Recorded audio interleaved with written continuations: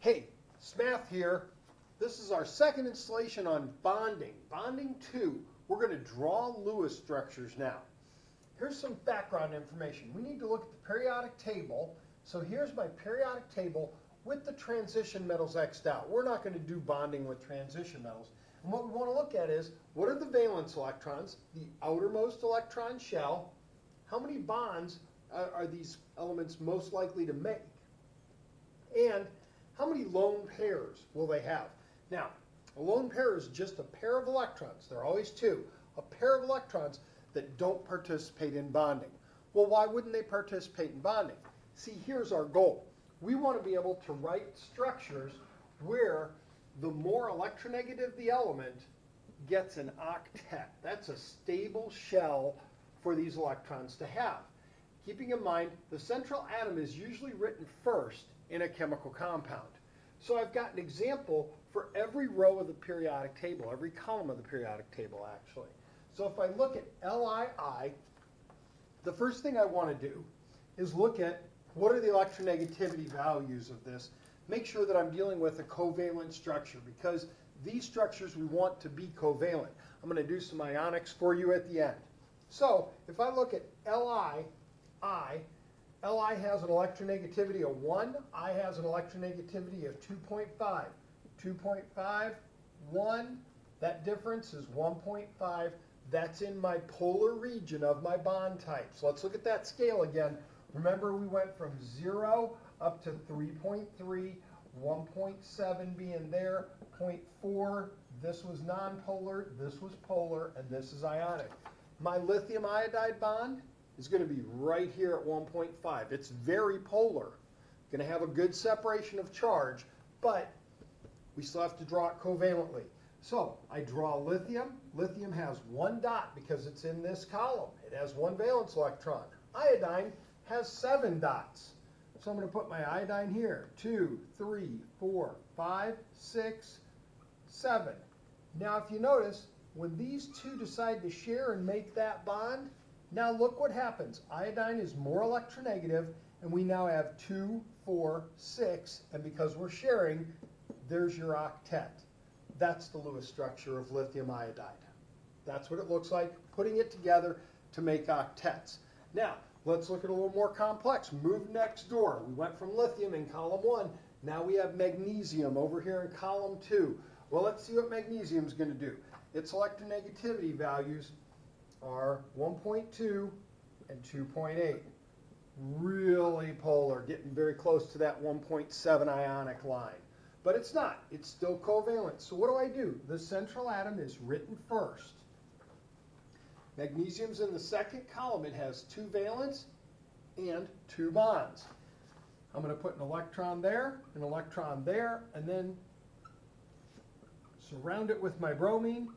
1, 2, 3, 4, 5, 6, 7. 1, 2, 3, 4, 5, 6, 7. Sharing, sharing. Now the magnesium does not have an octet. Magnesium only has 4 electrons around it here. But beryllium, or bromine, has 2, 4, 6, and sharing to make 8. We've achieved our octet here. Same thing happens with aluminum chloride. Aluminum, chlorine,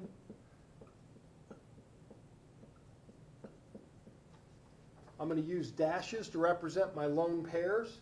I'm going to use a dash to represent my bonded pairs. A dash is simply 2 electrons. Aluminum only has 6 electrons around it right now, but every chlorine has more. I didn't put up the values on this, but trust me, they do work. Aluminum is 1.5, chlorine is 3.0, and that 3 has no bearing on that electronegativity value. Use it as written. All right? That took care of column 3. Column 4, carbon. This is our methane molecule. Carbon bonds with hydrogen. And now there are 4 bonds, no lone pairs. 4 bonds, no lone pairs. Each bond is 2 electrons. That's going to create an octet around carbon. Now we move next door to nitrogen. Now we have N in the middle. Nitrogen has 5 valence electrons. Now the electronegativities on these, This also works. Nitrogen is 3.0, hydrogen 2.1. So now I've got 3 hydrogens to place, and look how coincidentally nitrogen has 3 electrons